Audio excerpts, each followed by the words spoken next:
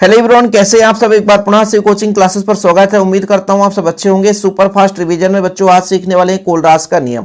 कोलरास ने किस प्रकार से अपना नियम दिया बच्चों, इनके दो अनुप्रयोग एग्जाम में पूछे जाते हैं, तो एग्जाम के पॉइंट ऑफ व्यू से यहाँ पर सीखना है। ठीक है, तो चलिए शुरू करते हैं बच्चों। इन्होंने क्या कहा कि हमारे पास एक बिलियन है जो अनंत तनुता पर है।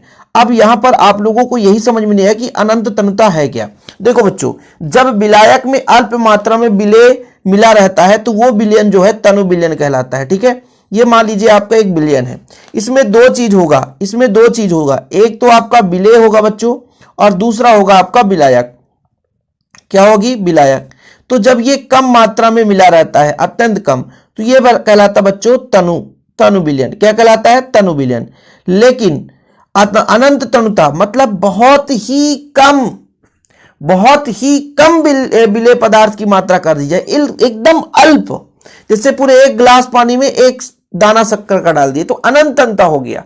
मतलब बहुत ही कम विलेय पदार्थ की मात्रा हो जाए, अत्यंत कम। मतलब एक चम्मच आपने एक गिलास में डाला तो वो तो तनु बिलियन है, लेकिन अनंत तनुता उसकी कोई गणना नहीं। तनुता तो है लेकिन अनंत तनुता पर। ठीक है, अब इन्होंने क्या बताया कि अनंत तनुता तो समझ में आया।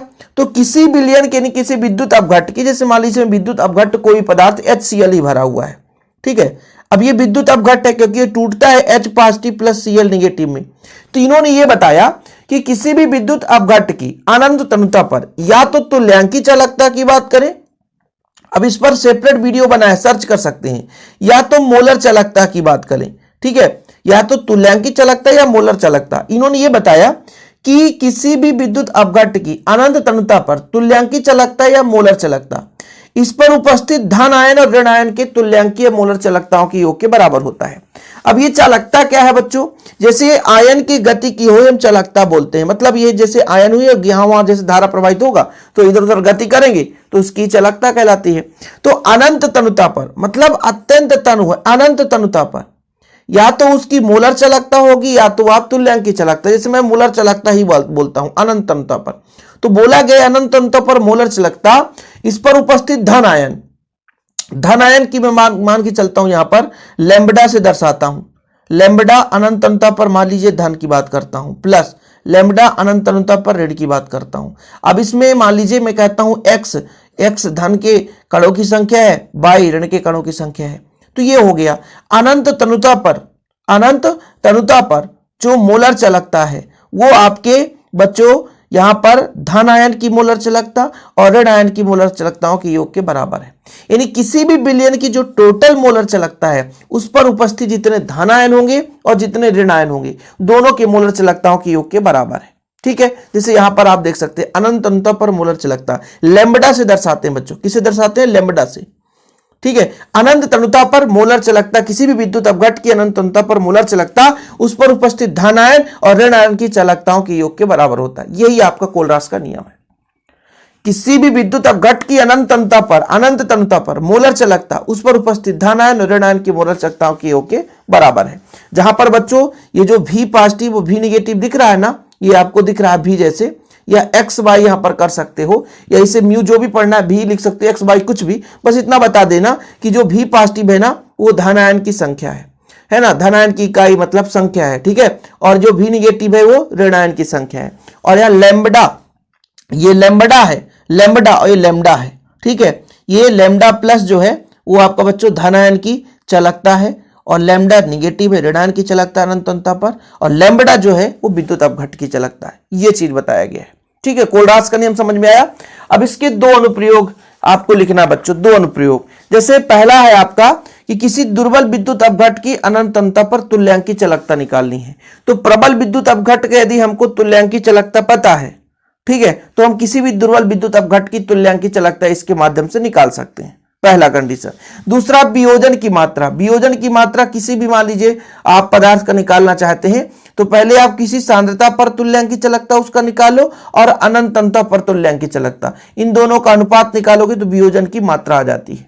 ठीक, ये आपका प्रायोगिक है, लेकिन फिलहाल अभी आपको एग्जाम पॉइंट आप भी समझना है, डिटेल्स में नहीं जाना। डिटेल्स में जाएंगे तो बहुत लंबा कहानी बन जाएगा, है ना। डिटेल्स में बच्चों अभी एग्जाम, हम सुपर फास्ट रिवीजन की बात कर रहे हैं।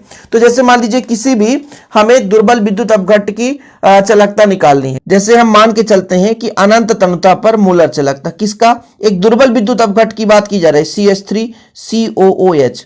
अब ये आपका क्या है बच्चों, एस्टिक अम्ल है जो कि दुर्बल अम्ल है। हमको प्रबल अम्ल लेके चलना है जिससे ये हमें मिल जाए। हमको प्रबल अम्ल की सहायता से दुर्बल विद्युत अपघट्ट की चालकता निकालनी है। तो अपन क्या करते हैं बच्चों, जैसे यहां पर मान लीजिए प्रबल विद्युत अपघट्ट की सहायता से निकालेंगे, तो यहां पर आप ले लेंगे प्रबल, जैसे ले लेते हैं अनंत तनुता पर HCl की मोलर चालकता, ठीक है। फिर प्लस कर दो आप यहां पर विद्युत अपघट्ट जो प्रबल होना चाहिए, ठीक है, जैसे CH3COONA ले लो, ठीक है, ये प्रबल विद्युत अपघट्ट है, ठीक है, इसके अपेक्षा प्रबल विद्युत अपघट्ट है। और फिर माइनस करके यहाँ पर अनंत तनुता पर यहाँ पर NaCl ले लो। ऐसा इसलिए कर रहा हूँ बच्चों कि जैसे आपका Na जो है ये माइनस में है, तो ये Na से Na कट जाएगा, ठीक है, Cl जो है यहाँ से कट जाएगा, बचेगा H, तो जुड़ जाएगा, तो ये मिल जाएगा। ये स्टेप बाय स्टेप है, इसलिए ऐसा कर रहा हूं। इसको यदि तोड़ोगे, यदि इसको तोड़ोगे तो जब टूटेगा तो लैम्डा में हो जाएगा। भाई ये पहले मैंने बताया कि धनायन, अभी जब टूटेगा तो धनायन में बदल जाएगा। जैसे यहां पर मैं तोड़ूंगा तो ये आपका H पॉजिटिव टूटेगा प्लस लैम्डा M, ये आपका बच्चों अनंत हो जाएगा, और Cl निगेटिव, प्लस माइनस में टूटता है ना। जब इसको तोड़ूंगा बच्चों लैम्डा पॉजिटिव में हो जाएगा, CH3COO आपका ये निगेटिव बनेगा और Na पॉजिटिव बनता है। क्या बनता है, Na पॉजिटिव, ठीक, ये हो गया। फिर माइनस में बच्चों आपका है मोलर चालकता, तो माइनस में है तो ब्रैकेट में आप लगा करके दोनों माइनस ही लगा दो। Na पॉजिटिव ये भी माइनस में होगा, ठीक है, और Na पॉजिटिव ये भी माइनस में होगा, और Cl निगेटिव ये भी होगा।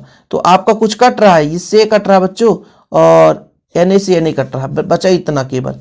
ये बचा कि नहीं बचा, ये लो H positive plus CH3COO negative, यही चीज तो है बच्चों इसमें दोनों। तो इस तरीके से आप इसका मान निकाल सकते हो। वही चीज यहां पर भी लिखा हुआ है कि किसी भी दुर्बल विद्युत अपघट्ट की आप आणविक चालकता है तुल्यांक की चालकता निकाल सकते हो इस फार्मूले के माध्यम से, ठीक है। तो हम किसी भी दुर्बल का निकालना चाहते हो तो यदि प्रबल का मालूम है बच्चों तो इस प्रकार से हम निकाल सकते हैं। ज्यादा डिटेल्स नहीं करना है, थोड़ा बहुत आप लिख सकते हो कि इस नियम के उपयोग से दुर्बल विद्युत अपघट्ट की तुल्यांकी चालकता या आणविक चालकता हम प्रबल विद्युत अपघट्ट की धनायन ऋणायन की चालकताओं के मान के आधार पर ज्ञात कर सकते हैं। बस सिंपल यही तो है। और वियोजन की मात्रा में क्या है बच्चों, वियोजन की मात्रा में है क्या, किसी भी हम विद्युत अपघट्ट की वियोजन की मात्रा निकालना चाहते हैं तो उसका किसी सांद्रता पर तुल्यांकी चालकता और अनंत तनुता पर तुल्यांकी चालकता का अनुपात निकाल करके ऐसा हम कर सकते हैं। ये फार्मूला है, ठीक है। तो कोलराज का नियम बिल्कुल तैयार कर लेना। कुछ बच्चे हमेशा कमेंट करते हैं ना कि सर आप क्वेश्चन दे दिए, आंसर कहां से मिले, तो आंसर भी आपको धीरे धीरे करके कई सारे क्वेश्चन प्रोवाइड कर रहा हूं। बाकी इससे कभी कभी न्यूमेरिकल क्वेश्चन भी पूछ दिया जाता है, कभी कभार पूछता है। हालांकि इसलिए आप लोग एक दो न्यूमेरिकल क्वेश्चन देख लेना, हो सकेगा तो मैं करा भी दूंगा, क्योंकि कोलराज के नियम से एक दो बार पूछा गया है न्यूमेरिकल क्वेश्चन। तो जो बच्चे लगातार जुड़े हैं और बता रहा हूं तो वो चीज करते भी जा रहे हैं, तो प्लीज यार आप भी कर लेना यदि पहली बार आए हो तो, ठीक है। कि आप लोग इसका न्यूमेरिकल क्वेश्चन इससे पूछा जाता है, इससे, ठीक है। आपको 3 दे देगा, 1 का मान निकालना रहेगा। इन 4 में से किसी 3 का दिया रहेगा, एक किसी का मान आप निकाल सकते हो, लेकिन वो जब आपको थोड़ा सा आना चाहिए। यदि नहीं बन रहा है तो फिर आप नहीं कर पाओगे। इसलिए विनती है आपसे, जरूर कर लेना। ओके, जय हिंद, वंदे मातरम।